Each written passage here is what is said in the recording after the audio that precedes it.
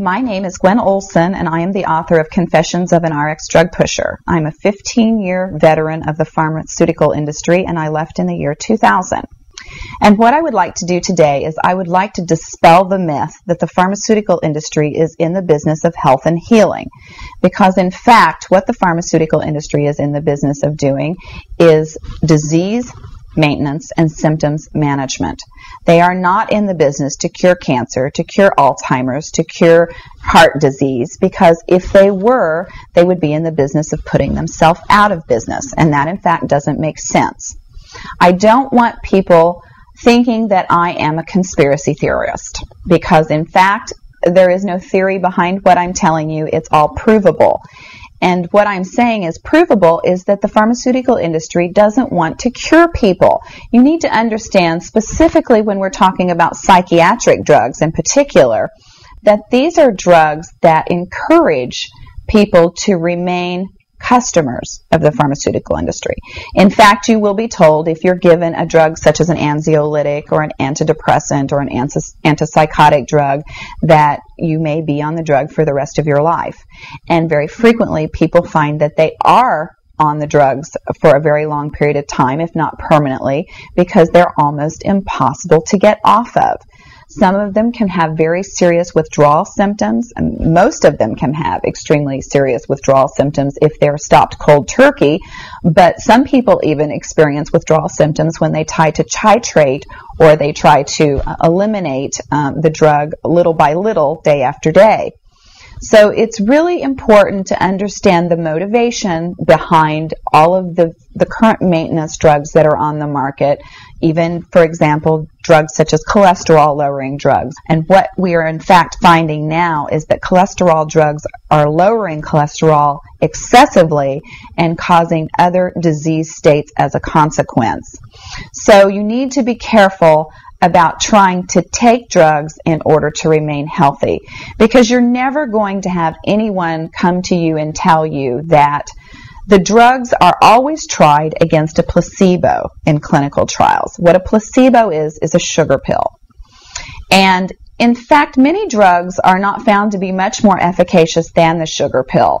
And in a case in point actually is the recent clinical trials that were released in the meta-analysis that came out of the UK on antidepressants, on the newer SSRI, selective serotonin reuptake inhibitor antidepressants. And what was found was the information that activists and other researchers have known for decades, was that antidepressants are no more effective than placebo, no more effective than sugar pills. But yet there are over 44 million people that have been taking these antidepressants, and a large number of them people that have mild to moderate depressive episodes. In fact, they prove that the antidepressants were not effective in anyone, with the exception of some of the most severely depressed patients. And I can tell you from personal experience that there are a number of things that depressed patients can do to improve their mental status aside from drugs that are quite effective, and in fact more effective than placebo. Another recent study that was released showed that exercise was in fact more effective than either placebo or the antidepressant drug that they were compared to. But just like Bill Maher said in his show, you know, we're never going to hear any ads on television that are sponsored by anybody saying, you know, the New England Journal just announced that exercise is twice as effective as antidepressants in curing depression. Ask your doctor if getting your butt off the couch is right for you. You know, you're never going to get that kind of good information, fair, balanced information, as long as pharma is funding the major TV stations, the advertising that supports those television stations, the major journals, and all of the advertising that supports the major journals. You just have to be commonsensical people and understand that the pharmaceutical industry makes 5 to 6 times the amount of money as any of the other Fortune 500 companies in the United States of America. They are not going to easily or readily give up that income. And we are, in fact, considered a human commodity.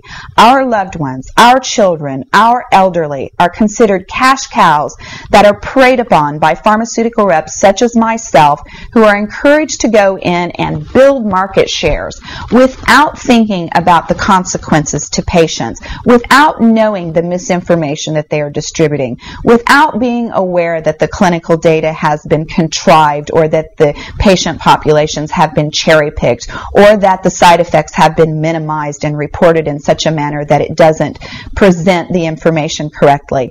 I spent 15 years in this industry. I was one of the best, but I'm here to tell you that the industry has run amok, that we are at a severe crossroads in this nation, and that we have got to take our power back, and we have got to start making the pharmaceutical industry accountable for their actions and for the defective products that they're putting on the market.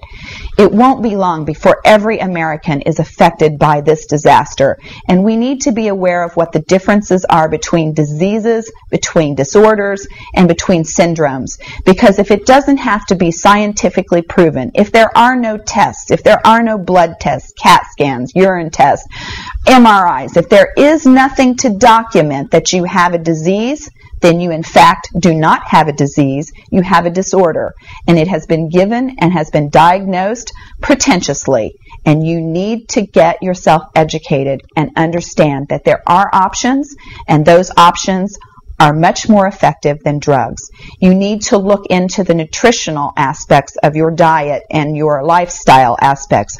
Are you exercising? Are you taking care of yourself in the ways that you need to be proactive about your health?